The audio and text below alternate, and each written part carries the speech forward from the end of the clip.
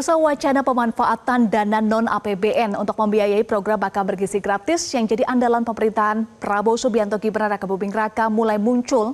Ketua DPD Sultan Bahtiar Najamuddin mendorong keterlibatan masyarakat dalam program tersebut. Salah satunya lewat pendanaan yang bersumber dari zakat.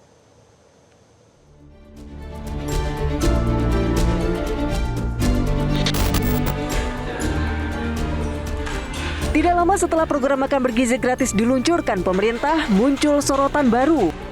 Persoalan ini bermula saat Menko Bidang Pangan Zulkifli Hasan menyampaikan bahwa anggaran 71 triliun rupiah hanya cukup hingga bulan Juni dan masih membutuhkan 420 triliun rupiah untuk membiayai hingga Desember jumlah pengguna manfaat lebih dari 80 juta orang. Persoalan anggaran ini pun memantik Ketua DPD Sultan Bahtiar Najamuddin menyampaikan wacana ke publik. Sultan melontarkan ide penggunaan dana zakat. Menurutnya pemanfaatan dana zakat itu dapat meringankan beban APBN. Hanya saja kan kita tahu semua bahwa anggaran kita juga tentu tidak akan semua dipakai untuk makan gizi gratis. Saya sih melihat ada DNA dari negara kita, DNA dari masyarakat Indonesia itu kan dermawan, gotong royong. Nah, kenapa enggak ini justru kita manfaatkan juga? Contoh, ya, bagaimana kita menstimulus agar masyarakat umum pun terlibat di program makan gizi gratis ini.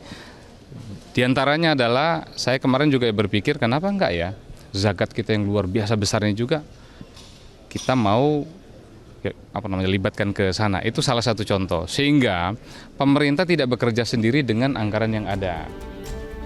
Wacana yang disampaikan Ketua DPD itu memunculkan respons yang beragam. Bagi Ketua Badan Amil Zakat Nasional atau Basnas Nur Ahmad, wacana itu bisa saja diterapkan jika targetnya para fakir miskin. Basnas meminta langkah verifikasi terlebih dahulu untuk yang bukan fakir miskin. Kalau memang sasarannya nanti kepada fakir miskin, ya kita akan lakukan.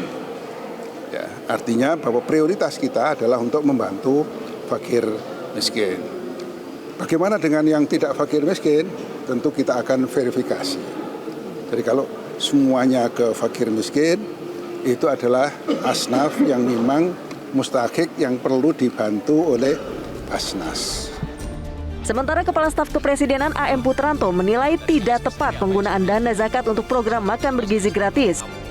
KSP memastikan program andalan pemerintahan Prabowo Gibran itu memakai APBN secara bertahap. Ya apa ya seperti itu, ya nggak kan gunanya zakat itu bukan untuk itu. Karena Presiden sudah berniat baik dengan tulus untuk memberikan terbaik untuk bangsa Indonesia kepada siswa-siswa, pondok pesantren, ibu hamil untuk menyelenggarkan. Dan beliau sudah anggarkan sejumlah 71 triliun itu.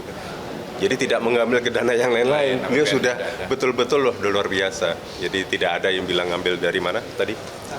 Zakat apa? Wah itu sangat memalukan itu ya. Bukan seperti itu kami. Ya. Jadi saya kira itu ya. Terima kasih ya.